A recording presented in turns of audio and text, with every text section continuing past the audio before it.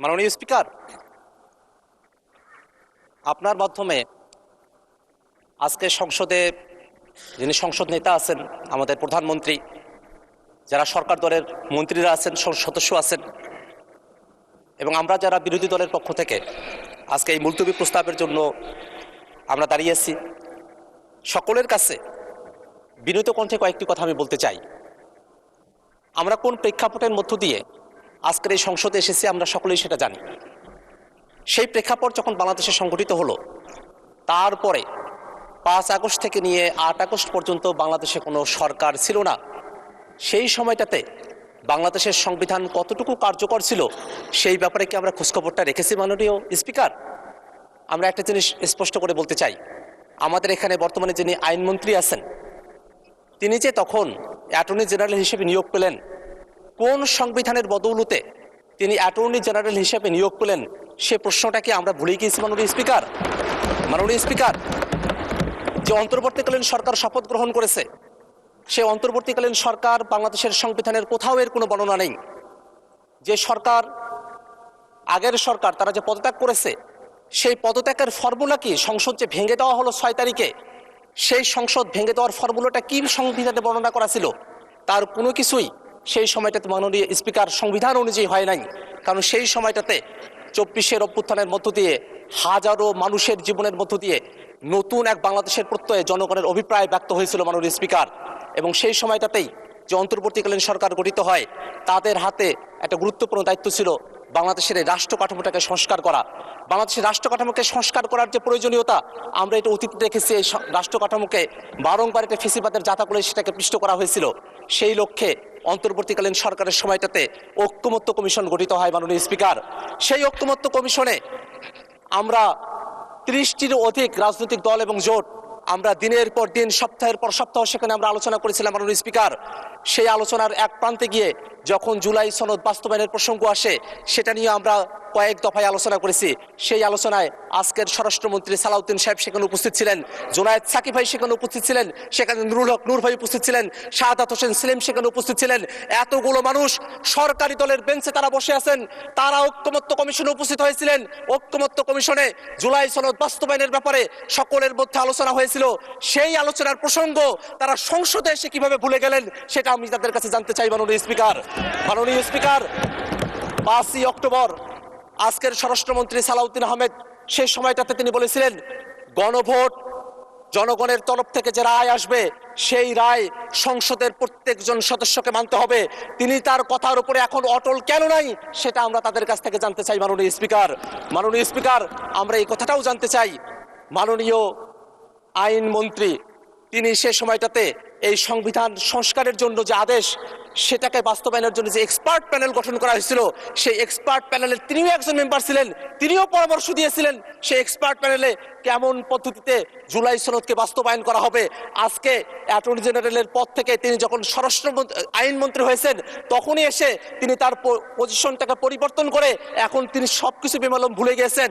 আজকে তারা এসে হবস, লক আর রুশো পড়ার কথা বলছেন।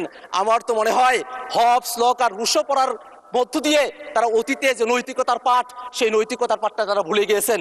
যদি নৈতিকতার পাঠ তাদের থাকতো, তাহলে এতগুলো জনগণের সামনে জনাব তারেক রহমান আমাদের প্রধানমন্ত্রী, তিনি 30শে জানুয়ারি রংপুরে আবু সাইদের জন্মভূমিতে দাঁড়িয়ে তিনি বলেছিলেন, দয়া করে গণভোটে হ্যাঁ দিন। দয়া করে গণভোটে হ্যাঁ দেওয়ার কথা বলে তারা এখন এসে গণভোটের রায় মানতে কেন চান না, সেই প্রশ্নটা আমরা মাননীয় প্রধানমন্ত্রীর কাছে করতে চাই।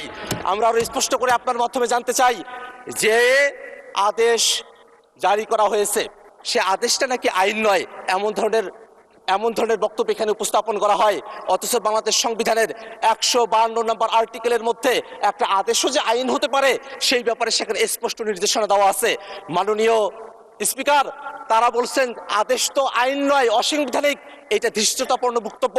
জনগণ যেখানে গণভোটের মধ্য দিয়ে এই আদেশের পক্ষে রায় দিয়েছে, সেখানে জনগণের রায়কে অসাংবিধানিক বলা এই সংসদকে কলঙ্কিত করে। মাননীয় স্পিকার, আমরা স্পষ্ট করে আরেকটা জিনিস আপনাকে বলতে চাই মাননীয় স্পিকার, যে অধ্যাদেশ জারি করা হয়েছে সে অধ্যাদেশের ব্যাপার নিয়ে একটা আলাপ এখানে উঠেছে যে সে অধ্যাদেশটা কি এই সংসদে সেটাকে অ্যাপ্রুভ করা হবে কি হবে না।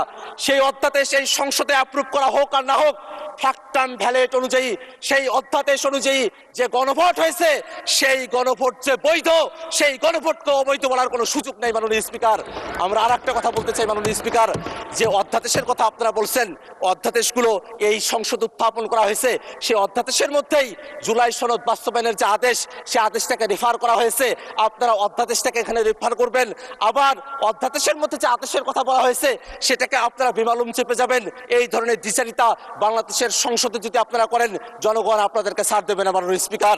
মাননীয় স্পিকার, আর একটা কথা আমি বলতে চাই, যে আদেশের ব্যাপারটা নিয়ে বলা হয়, সেই আদেশ যেই 13 নভেম্বরে জারি করা হলো, সেই দিন সালাউদ্দিন সাহেব, তিনি আমাদের স্বরাষ্ট্রমন্ত্রী বর্তমানে, সেই দিন তিনি ব্যক্তিগতভাবে আদেশের ব্যাপারে তার আপত্তির কথা জানিয়েছিলেন। কিন্তু সেই দিন রাতের বেলা বিএনপির স্থায়ী কমিটির সদস্যরা মিটিং করে জনাব মির্জা ফখরুল ইসলাম আলমগীর তার নেতৃত্বে যে সংবাদ সম্মেলন করা হয়েছিল, সেই সংবাদ সম্মেলনে আদেশ জারির দিনে বিএনপি দলীয় সিদ্ধান্ত নিয়ে তৎকালে প্রধান উপদেষ্টাকে ধন্যবাদ জানিয়েছিল। সেটা কোন স্বার্থে সেদিন ধন্যবাদ জানিয়েছিল আমরা সে বিষয়টা তাদের কাছ থেকে জানতে চাই মাননীয় স্পিকার। আমি আপনার কাছে আর একটা বিষয় একটু খোলাসা করে বলতে চাই, জুলাই সনদের মধ্য দিয়ে আমরা কি চেয়েছি?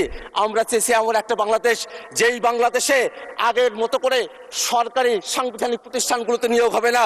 আপনারা যদি নতুন বাংলাদেশের কথা বলেন, আপনারা কি আবার আগের মতো করে নুরুল হুদার মতো একজনকে আপনারা কি নির্বাচন কমিশনার বানাতে চান, নাকি আপনারা সেই 2001 থেকে 6 মতো আপনাদের মতো করে সংবিধান সংশোধন করে KM হাসানের মতো একজনকে আপনার যখন তত্ত্বাবধায়ক সরকারের প্রধান করতে চেয়েছিলেন, তারপরে 17টা বছর বাংলাদেশকে যে সাফার করতে হয়েছিল, সেই ইতিহাসগুলো যে আপনারা ভুলে গিয়েছেন, সেটা আমাদের কাছে বড়ই দুঃখ লাগে মাননীয় স্পিকার।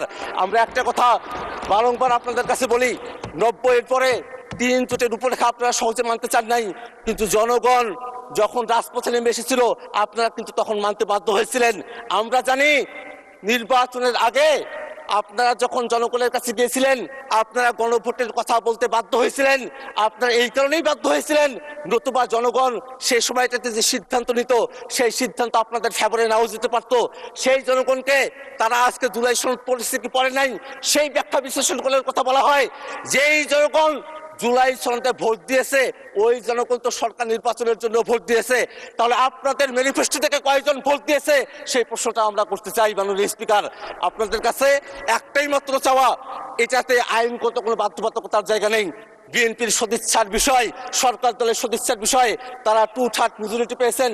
তারা যদি আজকে সদিচ্ছা প্রকাশ করেন যে জুলাই সনদ বাস্তবায়ন আদেশ, গণভোটকে তারা মেনে নেবেন, এটা নিয়ে আর কোনো প্রশ্ন কোথাও উঠবে না। আমরা তাদের কাছে সেই আহ্বানটাই